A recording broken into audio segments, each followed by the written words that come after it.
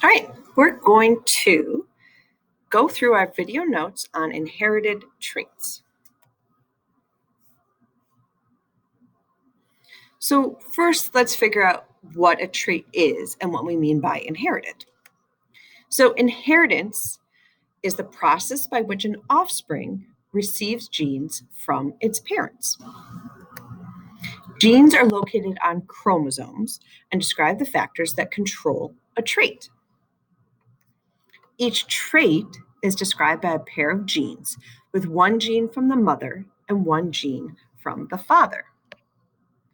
So when we talk about inheritance, we start with DNA. So remember, our DNA is found in the nucleus of our cells, and it codes all the information that a living organism needs to function. And then our DNA is in sections that we call genes. And that section of DNA describes one specific trait.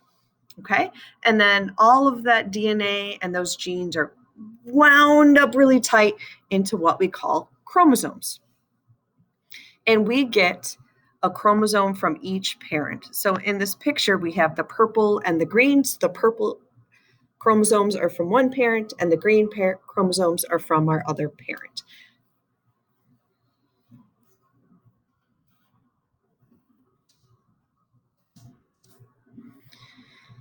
So how do we think about these when they come to being passed on to offspring?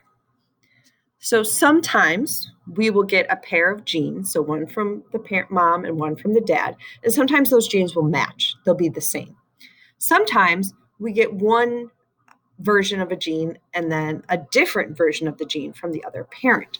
So if we look at this picture, there's the chromosome from the mom because it's from the egg. Here's the chromosome from the dad because it's from a sperm. And we get one copy of the gene from each parent.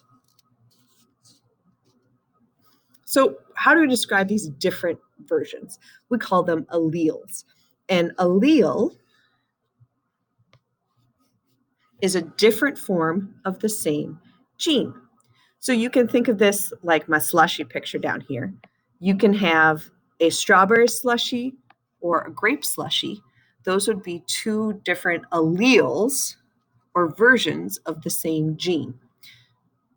One allele is received from each parent, and a combination of alleles determines what traits the offspring will have.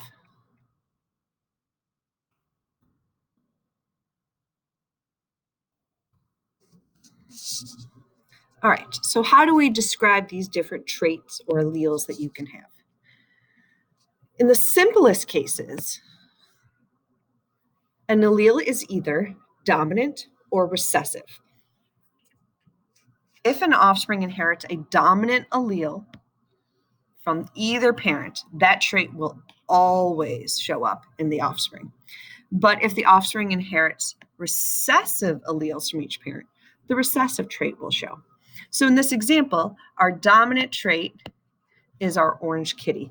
So I could get a dominant orange from my mom and a dominant orange allele from my dad, and I will end up being orange.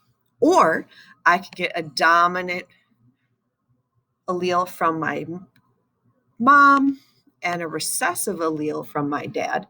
I'm still going to be orange because I have a dominant version of the allele. If I get a recessive version, so gray is recessive, a recessive version of both genes, then I will show my recessive trait. This relationship allows parents with two dominant alleles to still pass on a recessive allele to their offspring. So if I am in this group, so I have a dominant and a recessive, I could pass on either one of those to my offspring. For example, two brown-eyed people could have a blue-eyed child. However, most genetic traits do not follow these really simple patterns of just dominant and recessive.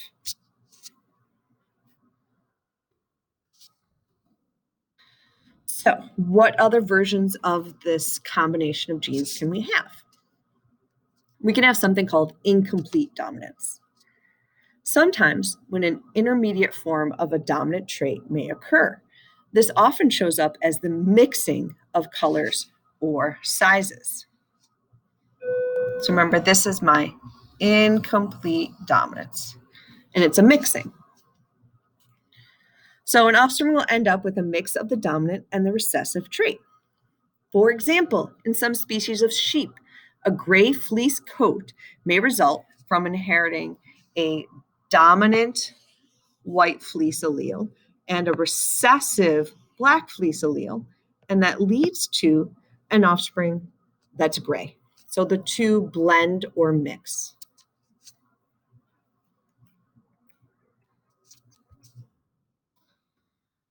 Codominance. So codominance is another way we can have two different alleles expressed or show up. Unlike incomplete dominance, where you observe a blending of the traits, so white plus black equals a gray offspring, codominance results in both alleles being expressed at the same time. And expressed means we see them both. In cattle, horses, and even dogs, there's a pattern called roan. This color pattern appeals when a dominant white-haired allele and a dominant solid color allele are both inherited. So in this case, we have two dominant but different versions of the allele. Because they're both dominant, they both want to show up, and they do. The offspring has hairs of each color intermixed, giving the solid color a more muted or mottled look. So in the case of this horse, it has a brown dominant gene and a white dominant gene, and so both the brown and white colors are showing up